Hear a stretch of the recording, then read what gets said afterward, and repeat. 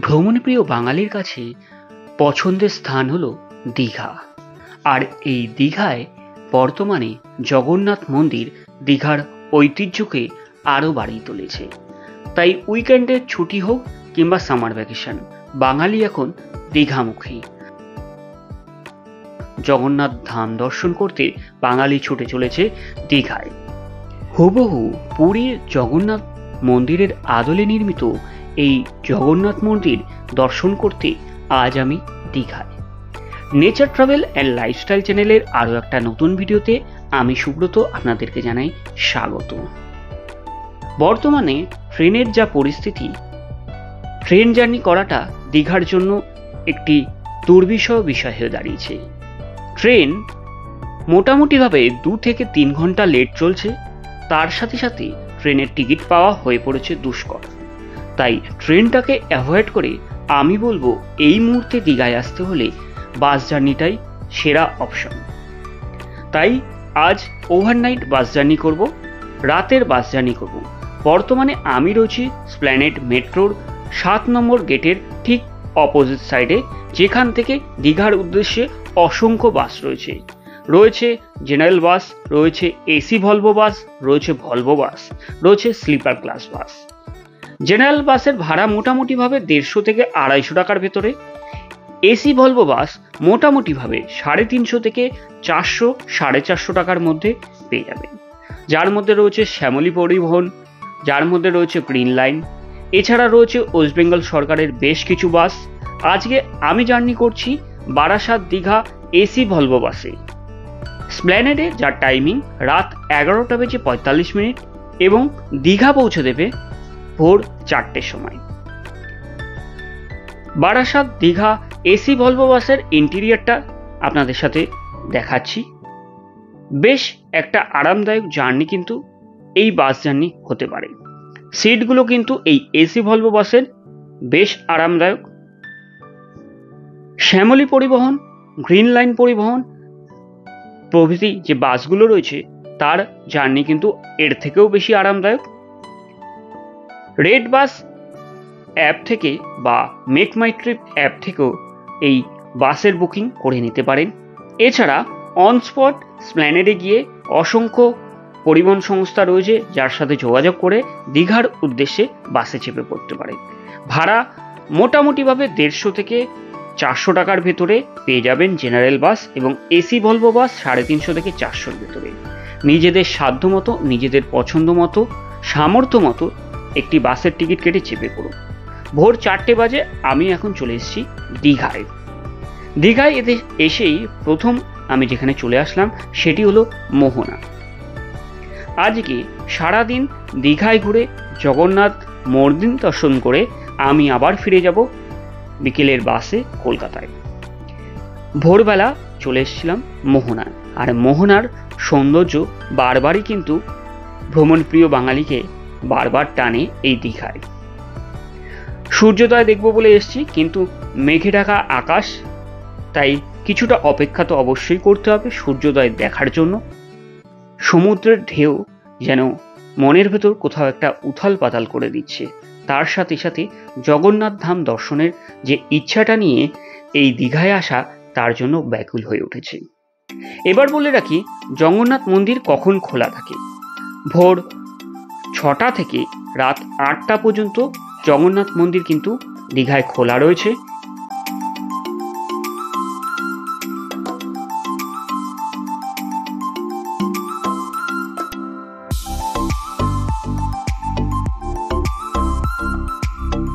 আর এই দীঘার জগন্নাথ ধাম বা জগন্নাথ মন্দির নিয়ে আরও ডিটেলস রয়েছে এই ভিডিওটা স্কিপ না করে সম্পূর্ণ দেখার অনুরোধ রইল। কিভাবে দীঘার এই জগন্নাথ ধামে পৌঁছে যাবেন সমস্তটাই শেয়ার করব। জগন্নাথ ধাম বা জগন্নাথ মন্দিরের উদ্দেশ্য করে দীঘায় কিন্তু সাজো সাজো রব রয়েছে। 2025 সালের এপ্রিল মাসের 30 তারিখ অক্ষয় তৃতীয়ার দিন মাননীয় মুখ্যমন্ত্রীর হাত ধরে এই মন্দিরের শুভ উদ্বোধন হয়ে গেছে অলরেডি। রাস্তাঘাট কিন্তু এখনও সুসজ্জিত। সন্ধেবেলা আসলে লাইটিংগুলো চোখে পড়বে।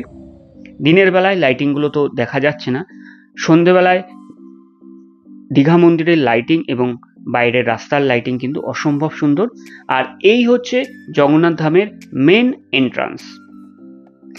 আর ডান দিকে রয়েছে এদিকে চৈতন্য দ্বারকে ক্রস করে আমরা এখন মেন গেটের কাছে। নিউ দীঘা রেল স্টেশন থেকে মাত্র 1 কিলোমিটার দূরে রয়েছে এই মন্দির। টোটোতে মোটামুটিভাবে 10 থেকে 15 টাকার ভাড়া পড়বে এই মন্দিরে আসতে। নিউ দীঘা থেকে ওল্ড দীঘা আসতে হলে এই সামনেই পড়বে এই মন্দিরের মেন গেট। বাইরে জুতো রাখার ব্যবস্থা কিন্তু নেই, বাইরে ওপেন জায়গায় জুতো খুলে ভেতরে প্রবেশ করতে হবে। তবে ব্যাগ রাখার জন্য কাউন্টার রয়েছে, সেখানে ব্যাগ জমা দিয়ে এরকম একটি টোকেন সংগ্রহ করে নিয়ে আমরা মন্দিরের ভেতরে প্রবেশ করলাম। মন্দিরের ভেতরে প্রবেশ করতেই খুব সুন্দর একটা অ্যাম্বিয়েন্স কিন্তু রয়েছে মন্দিরের ভেতরটায়। বিশাল আকার জুড়ে এই মন্দিরটি প্রায় 20 একর জমির ওপর অবস্থিত। তো মন্দিরটা একবার ঘুরে দেখানো যাক। পুরীর আদলে নির্মিত দীঘার এই জগন্নাথ মন্দির প্রায় 20 একর জমির ওপর অবস্থিত। রাজস্থানের লাল বেলে পাথর দিয়ে এই মন্দিরটি নির্মাণ করা হচ্ছে। সামনেই সম্মুখে পড়বে এরকম কালো রঙের একটি অরুণ স্তম্ভ। মোট এই জগন্নাথ ধামে রয়েছে 4টি দুয়ার: সিংহ দুয়ার, ব্যাঘ্র দুয়ার, হস্তি দুয়ার এবং অশ্ব দুয়ার, যার মধ্যে সিংহ দুয়ারে রয়েছে জগন্নাথ দেব। বলে রাখি, এই মন্দিরে পুরীর মন্দিরের মতোই মন্দিরের ধ্বজা প্রতিদিন কিন্তু বদলানো হয়। রাজস্থান থেকে প্রায় 800 শ্রমিক এই মন্দিরটি নির্মাণ কাজ সাহায্য করেন। মন্দিরের বাইরে কলিঙ্গ স্থাপত্যের নজর কিন্তু আপনারা দেখতে পাবেন। চলুন মন্দিরের ভেতরটা যাওয়া যাক।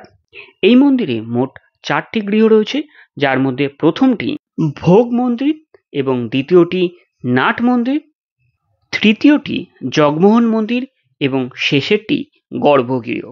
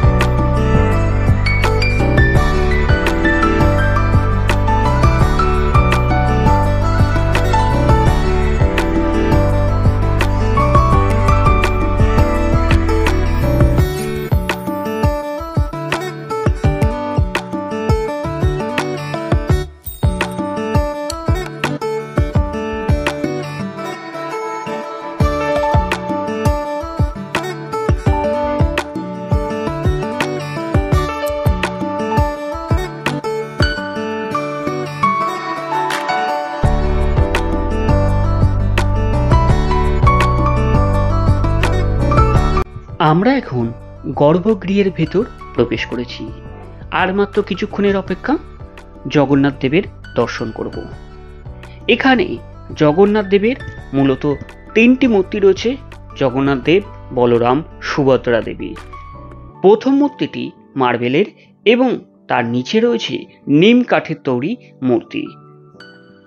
প্রতিদিনের নিত্য পূজা কিন্তু এই নিম কাঠের তৈরি মূর্তিতেই করা হয়। অসম্ভব সুন্দর এই দীঘার জগন্নাথ ধামের জগন্নাথ দেব, বলরাম এবং সুভদ্রা দেবীর মূর্তি দর্শন করে নিজেকে ধন্য মনে করলাম, আর তার সাথে সাথে আপনাদের কাছেও তুলে ধরলাম। তার সাথে সাথে মন্দিরের ভেতরের স্থাপত্য কারুকার্য তুলে ধরার চেষ্টা করলাম আজকের ভিডিওতে।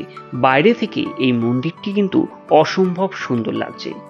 বেলে পাথরের এই অসম্ভব সুন্দর কারুকার্যে ভরা মন্দিরটির ভিডিও আপনাদের কেমন লাগলো অবশ্যই কমেন্ট বক্সে কমেন্ট করে জানাবেন। আর ভিডিওটা ভালো লাগলে বন্ধুদের মাঝে শেয়ার করে দেবেন। চ্যানেলে নতুন হলে চ্যানেলটাকে অবশ্যই সাবস্ক্রাইব করে পাশে থাকবেন।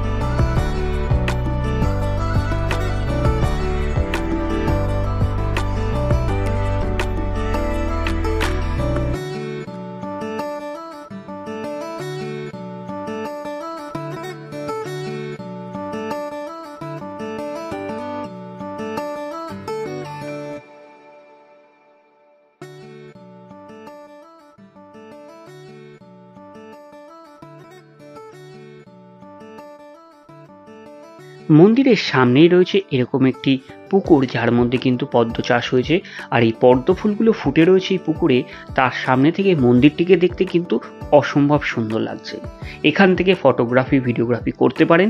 বলে রাখি, এখানে কিন্তু মন্দিরের ভেতরে এবং বাইরে ফটোগ্রাফি ভিডিওগ্রাফি সমস্তটাই অ্যালাউড রয়েছে। আর এগুলো রয়েছে আলোকস্তম্ভ, মূলত 6টি আলোকস্তম্ভ রয়েছে। মন্দিরের এক পাশে রয়েছে 3টি আলোকস্তম্ভ এবং অপর প্রান্তে রয়েছে আরও 3টি আলোকস্তম্ভ। রয়েছে রথযাত্রা উপলক্ষে যে রথের চাকা ঘুরবে, সেখানে কিন্তু 3টি রথ কিন্তু অলরেডি রেডি করে রাখা হয়েছে এই দীঘার জগন্নাথ ধামে। এছাড়া ভোগের জন্য আলাদা ভোগ রান্নার জায়গা রয়েছে, যেখানে পুরীর মন্দিরের আদলে প্রতিদিন যে ভোগের ব্যবস্থা হয় সেগুলো কিন্তু করা হয়।